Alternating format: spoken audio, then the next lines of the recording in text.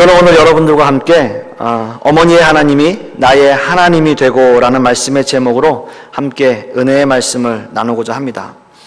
룻기는 사사 시대를 배경으로 하고 있는데요, 모압 여인으로 이스라엘 가정에 시집온 룻을 주인공으로 하는 아주 짤막한 가족사를 다루고 있는 그러한 내용입니다. 룻기 1장의 서두에 보시면 유다 베들레헴 사람 엘리멜렉 가정이 어떻게 모압으로 이주하였는지 그 시대적 상황을 아주 간략하게 설명하고 있는데요, 이 가족은 잠시 동안의 어떤 흉년이란 역경을 피하려고 이주를 결정했지만 그들의 뜻대로 귀환하지 못하고 결국 그곳에서 10년의 세월을 보냈던 것입니다. 또 모압에서 나오미가 겪은 가정적 불행은 남편의 죽음으로 시작해서 모압 여인과 결혼한 그 두 아들의 죽음에 이르기까지 그 고통은 이루 말로 형언할 수 없는 그러한 재앙의 연속이었죠.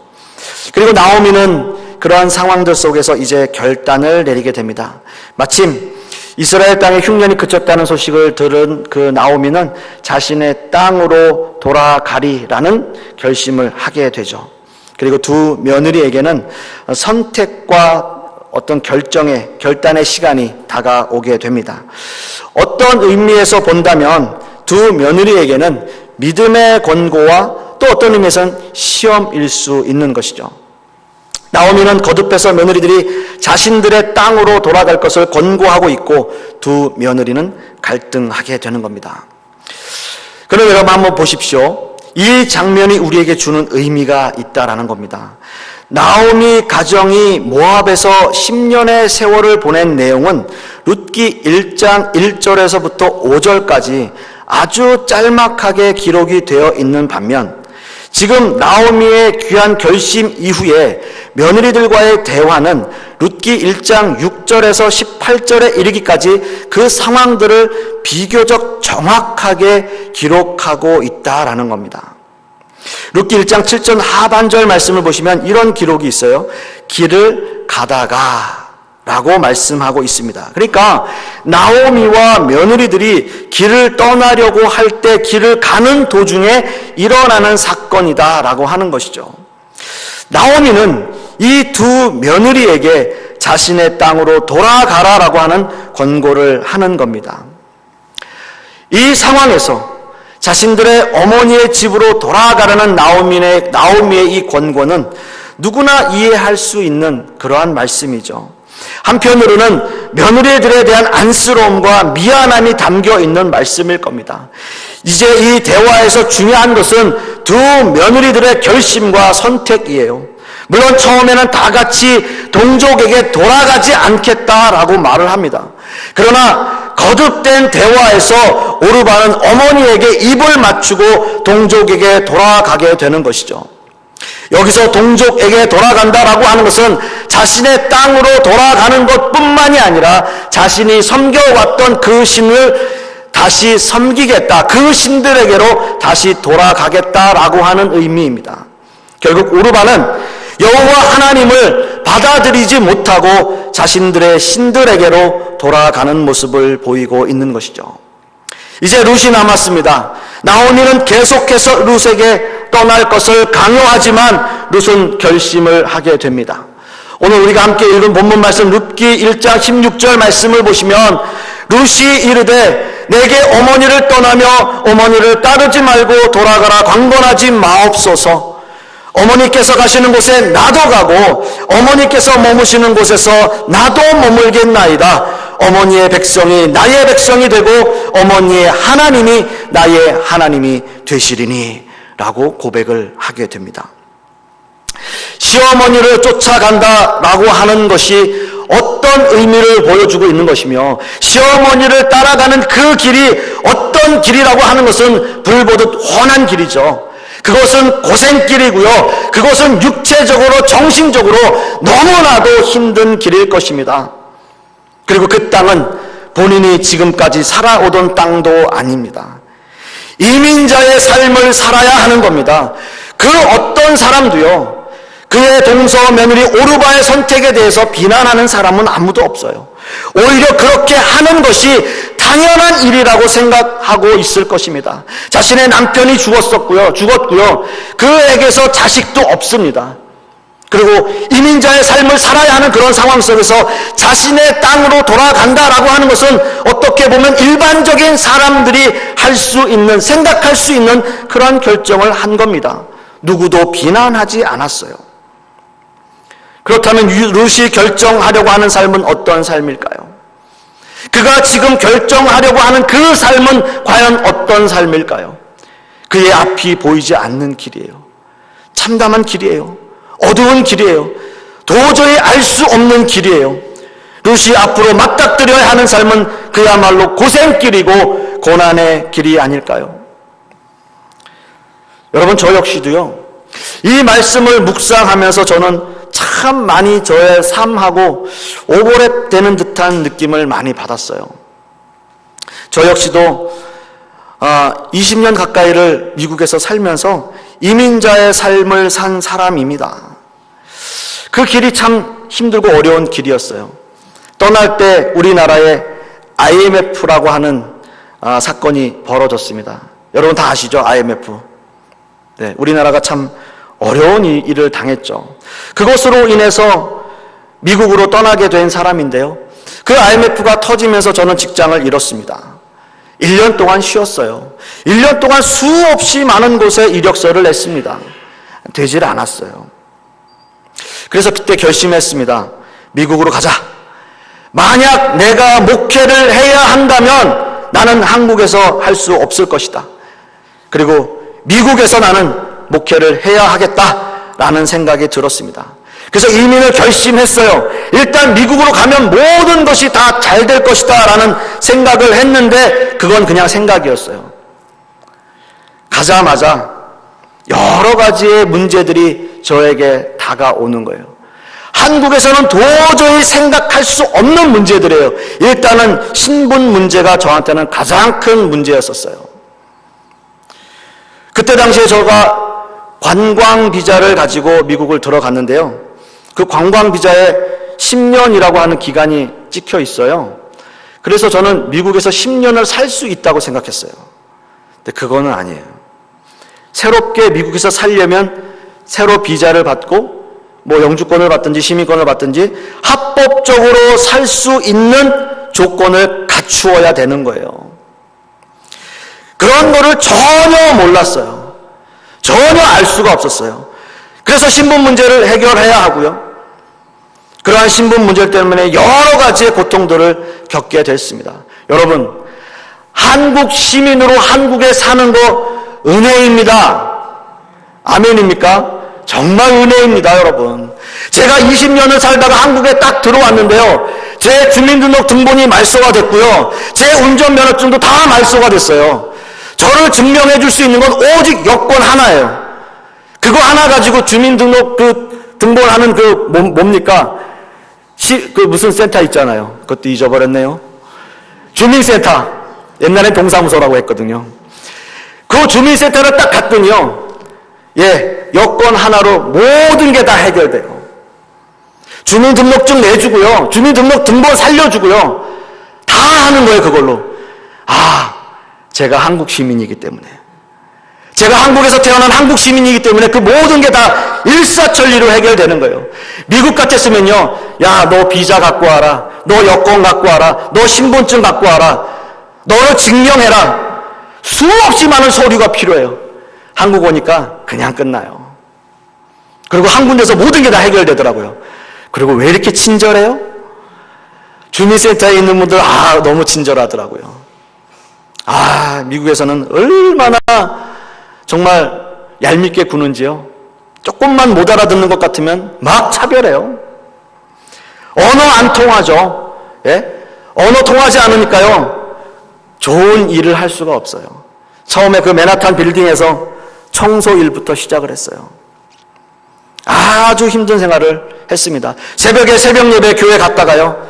일하러 나가서 하루 종일 10시간, 11시간 일하고요. 그리고 또 다시 맨하탄 나가서 맨하탄에 있는 신학교를 다시 7시부터 공부를 시작했어요. 밤 10시에 끝나서 집에 돌아오는 생활을 수년을 했습니다. 그렇게 힘든 생활을 하고요. 20년을 살았는데 제가 한국에 딱 한 번 나왔습니다. 16년 만에 그것도 일주일 동안 잠깐 나왔어요. 아버님 때문에 잠깐 나온 거예요. 그것도 억지로 나왔어요. 제가 한국에 오니까요. 뭐 성도님들도 그렇지만 우리 한국 분들은 여행 참 자주 다니시더라고요. 뭐 일본이고 동남아고 뭐 가까운데 여러 군데를 이렇게 다니시는데 정말 부럽더라고요. 그렇게 할 수가 없어요. 일주일 동안 제가 일을 빼려면 일을 그만둬야 돼요. 그 모든 것들을 다 마치고요. 한국에 귀국하기로 제가 마음에 작정을 하고 이제 모든 짐을 다 정리하고 이제 비행기를 타고요. 제가 떠날 때는 김포국제공항으로 떠났습니다. 근데 돌아올 때는 인천국제공항으로 들어왔어요. 비행기가 이제 랜딩하는 거예요. 쫙 활주로에 쫙 비행기가 내리는데요. 우리나라 그 활주로와 우리나라 그 도시를 보니까 마음이 뭉클해져요. 돌아왔다. 내 나라에 왔다. 그러면서 머릿속에 생각이 들어요. 너 참 고생했다. 이런 생각이 들어요. 그리고 20년의 세월이 한순간에 필름처럼 지나가요. 내 나라, 내 고향, 내 땅을 내가 다시 밟고 살 수 있구나. 이 나라가 얼마나 소중한지요. 외국에 살면 다 애국자 된다고 그러잖아요. 정말 그래요. 얼마나 소중한지 몰라요. 여러분 그냥 우리나라에 사시는 거 감사하시기 바라겠습니다. 이민자의 삶을 산다는 거요. 정말 힘든 일이에요. 그런데 룻은 결심을 하는 겁니다. 그리고 고백하는 거예요. 어머니의 하나님이 나의 하나님이 되신다는 고백을 하게 되는 겁니다. 룻의 이 고백은 진실한 하나님을 향한 고백이었습니다. 자신의 동서가 실패한 그 자리에서 룻은 온전한 믿음의 고백을 하게 되는 거예요. 나오미는 룻과의 대화를 통해서 룻의 신앙의 이 결심이 확고한 그 확신을 갖고 있다는 것을 알게 되었습니다. 룻기 1장 17절 말씀을 보시면 어머니께서 죽으시는 곳에서 나도 죽어 거기 묻힐 것이라. 만일 내가 죽는 일 외에 어머니를 떠나면 여호와께서 내게 벌을 내리시고 더 내리시기를 원하나이다 라고 하는 고백을 하게 되는 겁니다. 전통적으로 모압은요 그모스라고 하는 신을 섬기는 나라였습니다. 그런데 룻은 이제 여호와 하나님을 섬기겠다고 신앙 고백을 하고 있는 거죠. 룻의 이 고백은 목숨을 내던지는 고백이었습니다. 단지 시어머니 룻을 갈라놓을 수 있는 것은 죽음뿐입니다 라고 고백을 하고 있습니다. 룻은 목숨을 걸었어요. 목숨을 걸고 신앙과 가족을 지킨 여인이었습니다. 사랑하는 성도 여러분, 룻은 과연 어떻게 이런 결심을 하게 된 것일까요? 어떻게 자신의 목숨을 걸고 자신의 신앙을 지키겠다라고 하는 결심을 하게 된 것일까요? 현실을 바라보면요, 이런 결심을 해야 할 이유가 전혀 없어 보입니다. 아니, 이런 불행이 계속 이어져 가게 하지 않기 위해서 어떻게 하면 이 현실을 벗어나야 되는지도 모르겠어요. 그런데 무엇이 그 룻에게는 여호와 하나님이 진실한 하나님이십니다라고 하는 것을 깨닫게 한 거냐라는 겁니다. 그건 아마도요, 그 시어머니 나오미에게서 알게 모르게 흘러 들어온 신앙의 영향력 때문이 아닐까요? 나오미는 하나님이 어떻게 하나님의 백성들을 보살피신다라고 하는 사실을 계속 듣고 있었습니다. 비록 자신의 이름을 마라라라고 부르라고 말하고 있지만 하나님이 함께 하신다는 확신을 가지고 베들레헴으로 돌아가길 결심하고 있는 겁니다. 나오미는 이제 룻에게 여호와 하나님의 신앙을 심어준 것이고요. 룻은 시어머니 나오미를 통해서 진실한 은혜를 베푸시는 하나님을 경험하고 고백하게 된 것입니다. 앞으로 자신에게 있을 상황이 어떤 상황이든지 간에 하나님을 따르겠다고 하는 믿음의 고백을 하고 있는 겁니다. 사랑하는 성도 여러분, 저는 이 말씀을 전하면서요, 한 가지 생각하게 되는 게 있습니다. 바로 우리 교회 이야기예요. 우리 교회는 여러분들도 너무나 잘 아시는 것처럼 60년의 전통을 가지고 있는 교회입니다. 물론 중간에 교회를 들어오신 분들도 있지만 이 교회를 다니시는 부모님 때문에 이곳에서 나면서부터 이 교회를 다니고 지금까지 다니시는 분들도 있으실 겁니다. 우리에게는 60년의 전통이 너무나 소중할 것입니다. 그러나 여러분, 60년의 전통이 중요한 것이 아니라 60년의 신앙의 유산이 우리에게 무엇보다 중요한 것 아니겠습니까? 우리가 우리의 자손들에게 전해주어야 할 믿음의 유산이 과연 무엇인지, 무엇이 필요한지를 여러분 생각하셔야 되지 않겠습니까? 전통은요, 좋은 것도 있고 나쁜 것도 있을 수 있어요. 그런데 유산은 다르잖아요. 어느 부모가 자신에게 나쁜 유산을 물려주려고 하는 그 부모님이 있을까요? 유산은 좋은 것을 물려주려고 하는 것이 그 부모의 심정이고 마음일 것입니다. 믿음의 유산을 물려주세요. 룻이 나오미를 쫓으려고 한 것은 다른 것이 아닙니다. 나오미가 베들레헴에 숨겨놓은 재산이 있었던 것도 아니에요. 나오미가 무엇을 감추고 있었던 것도 아닙니다. 말씀에도 내가 풍족하게 나갔다가 비어서 돌아왔다라고 하는 고백을 하고 있지 않습니까? 다 잃어버렸어요. 아무것도 없었습니다. 그런데 룻은 나오미가 믿는 여호와 하나님을 바라보았던 것입니다. 룻이 그것을 바라보았어요. 나오미에게는 아무것도 없었지만 나오미가 믿고 있는 그 하나님을 바라본 겁니다. 사랑하는 성도 여러분, 저는 여러분들에게 간곡히 부탁드립니다. 믿음의 유산을 물려주세요. 전통이 아니라 믿음의 유산이어야 됩니다. 어떤 사람을 바라보지 마세요. 어떤 것을 그 겉의 환경만 바라보지 마세요. 나오미가 아무것도 없었던 것처럼 그 나오미가 믿고 있던 하나님을 바라본 것처럼 사람을 바라보지 마시고 하나님을 바라보시기 바라겠습니다. 그 하나님을 바라보십시오. 그 나오미가 믿었던 그 하나님. 그래서 그 하나님을 믿고 베들레헴으로 돌아가려고 했던 그 하나님을 믿으십시오. 룻이 자신의 시어머니 나오미의 환경을 바라보았습니까? 아니에요. 그 시어머니 어떤 외부적인 요인들을 바라보았습니까? 아니에요. 시어머니가 성격이 좋았나요? 그런 것도 아닐 거예요. 오로지 나오미가 바라본 그 여호와 하나님을 같이 믿고 바라보기를 원했던 겁니다. 그 시어머니 나오미가 믿는 그 하나님이 나와도 함께 하심을 믿고 있는 거죠. 사랑하는 성도 여러분, 이 결심은요, 룻이 상상할 수도 없는 하나님의 은혜를 경험하게 돼요. 이민간 이스라엘 유다 지파의 어느 가정에 며느리로 들어와서 10년도 못 돼서 자식이 없이 청산가부가 된 그 모압 여인 룻은요, 하나님의 은혜를 경험하게 되는 겁니다. 하나님은 그 가정뿐만이 아니라 온 이스라엘의 나라와 민족을 구원하는 다윗의 계보를 이루어 가고 계시는 겁니다. 그런데 여러분, 성경은요, 룻에게 이 일이 우연히 일어났다라고 표현하고 있습니다.